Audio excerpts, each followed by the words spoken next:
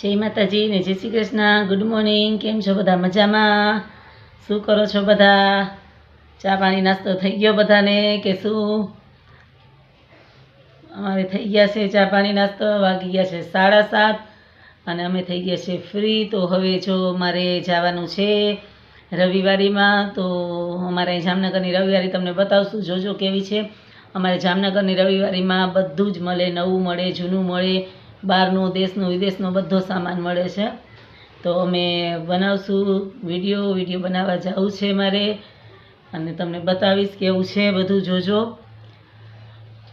હવે જો કામ થઈ ગયું છે, કચરા નીકળી ગયા, વાસણ થઈ ગયા છે, પોતું બાકી છે, કપડાં છે તો કપડાં આવીને ધોવા છે. હમણાં નથી ધોવા, કદાચ ને જો ટાઈમ રહેશે તો ધોઈ નાખીશ. હજી રસોઈ બાકી છે મારે, તો રસોઈ કરીને જવું છે. કેમ કે વહેલા મોડું થઈ જાય તો છોકરા આવી જાય બી ટેન્શન કોણ લે.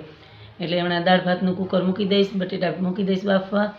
ને લોટ બાંધી લીધો છે. લોટ સવારે રોટલી કરી હતી ને પરોઠા છોકરા માટે, તો લોટ બાંધેલો છે.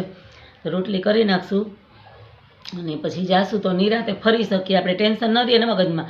ઓલું આપણે ઉપાધિ થાય રાખે કે હજી હાલો જલ્દી, હાલો જલ્દી, હાલો જલ્દી. ને બાયું ભેગી હોય તો પછી બિચારી જોતી કરતી હોય, કોઈ હોય તો એને આપણાથી પછી એમ ન કહેવાય હાલો હાલો હાલો, તો ગુસ્સો થઈ જાય. બીજી વાર મારા ભેગા કોઈ આવે નહીં, એટલે પછી એને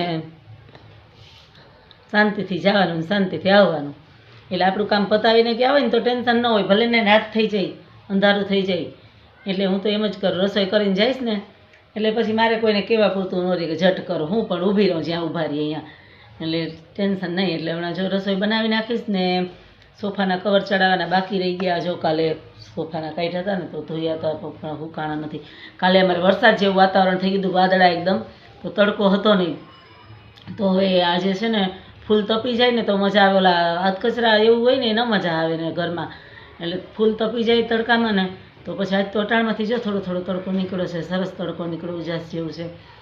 પછી એને ચડાવી દઉં સોફાના કવર અને બધું બ્લેન્કેટ સુકાવ્યા છે, બધું ઉપાડવાનું એ બધું. હવે આવી અને અટાણે હવે હું ખાઈ હમણાં પોતું મારી લઈશ. પોતું મારીને પછી સીધી રસોઈ બનાવી નાખીશ અને નીકળી જઈશ. પછી તમને પણ બતાવીશ વિડીયો. જોજો તમે પણ, એમાં જોવાની મજા આવે. મને તો લેવા કરતાં છે ને મને બધી રવિવારીમાં બધે ફરવાની મજા આવે. નવીન નવીન જાણવાનું, જોવાનું બધું મળે અને સરસ બધું હોય. પણ સરસ જ, એવું નથી કે ગુજરી છે એટલે.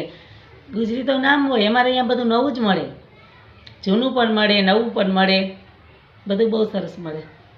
એટલે જાય ને તો બધું આમ અલગ અલગ જોવા મળે. ઘણા પણ આપણે જાણ્યા બધું વસ્તુ એવી આમ ન જોયું હોય એવું બધું મળે. એટલે હું તો જાઉં, ઘણી ગુજરીમાં જાઉં. મંગળવારીમાં પણ જાઉં. એક મંગળવારીનો વિડીયો મૂક્યો હતો પણ મંગળવારી તે દિવસે પૂરી થઈ ગઈ, એમ બહુ લેટ ગયા હતા નહીં. મંગળવારીમાં જવાનું અમે બજારમાં ગયા હતા પણ ત્યાંથી નીકળ્યા હતા ને તો ગયા હતા એટલે તેથી લેટ થઈ ગયું હતું બહુ.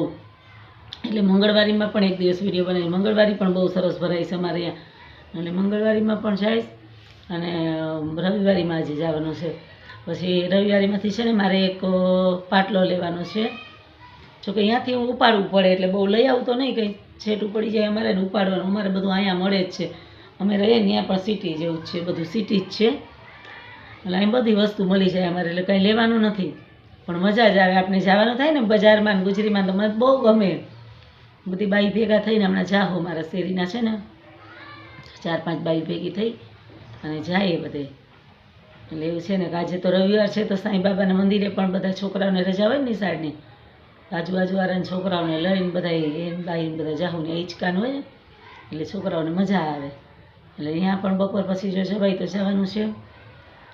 અને આ પણ તો મેં કીધું હાલો વટાણમાં એક વિડીયો બનાવી લઉં. નહીં તો તૈયાર થઈ ગયા તો મેં કીધું એક વિડીયો બની જાય, પછી આગળ જોઈ જાય શું ભગવાનની મરજી ક્યાં પૂગીએ. હવે ઘરેથી તો કહીએ કે આપણે જાવું પણ હવે ભગવાન ઉપર હોય, જે થાય પૂગી જાય એવું છે. તો તમે પણ ચા નાસ્તો કરી લીધો છે કે શું? નવરા થઈ ગયા? અમારે નવરા થવામાં એવું કારણ છે ને કે છોકરા વયા જાય કામે વહેલા, એટલે થોડાક વહેલા નવરા થઈ જાય. 7:30 વાગે 7 વાગે તો છોકરા વહી જાય. જો હમણાં ગાયવા નીકળી ગયા છોકરા અને હું તરત જ વિડીયો બનાવી બેસી ગઈ. એટલે હવે છોકરા આવશે છે તો કોઈ 12:30 વાગે આવે, કંઈક 1 વાગે આવે, કંઈક 1:30 પણ વાગી જાય. એનું કાંઈ નક્કી ના હોય. 12 વાગ્યા સુધીમાં અમારે રસોઈ કમ્પ્લીટ રાખવાની હોય જ. 12 વાગ્યાના ટકોરે મારે અહીંયા રસોઈ બધી રખાઈ જાય રૂમમાં. વચ્ચોવચ વાસણ, રસોઈ બધું તૈયારી કરી અને મૂકી દઉં પછી 1 વાગે આવે, 1:30 વાગે આવે કે 2 વાગે આવે, 12 વાગે આપણે રસોઈ બનાવી નાખવાની, કેમ કે એનું કોઈ જાતનું નક્કી ન હોય, 12 વાગ્યામાં પણ આવી જાય. એટલે પછી આપણે જમીએ ને છોકરા ભૂખા વયા જાય, આપણે ગળે બટકું ન ઉતરે. એને ટાઈમ હોય જ નહીં, કેમ કે મારો છોકરો ઓપરેટર છે, એટલે એક ના હોય ને તો એની નીચે 150-200 માણસ બેસે, એટલે મારે તો ટાઈમે દેવું જ પડે એને. એટલે જમીન સીધો જોઈએ જાય, એટલે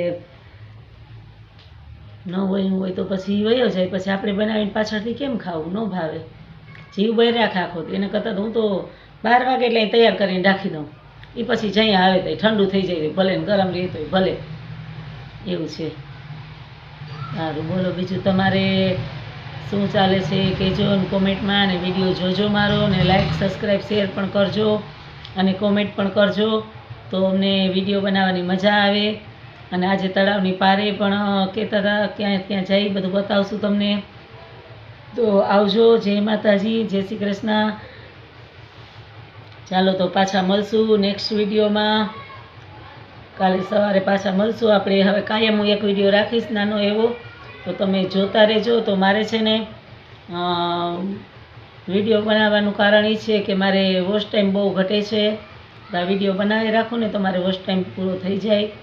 એટલે સવારે કાયમ એક વિડીયો મૂકીશ, તમે બધા જોજો વિડીયો મારો, ને લાઈક, શેર, સબસ્ક્રાઈબ કરજો, અને કોમેન્ટ પણ કરજો. તો જય માતાજી, જય શ્રી કૃષ્ણ, જય દ્વારકાધીશ. આવજો.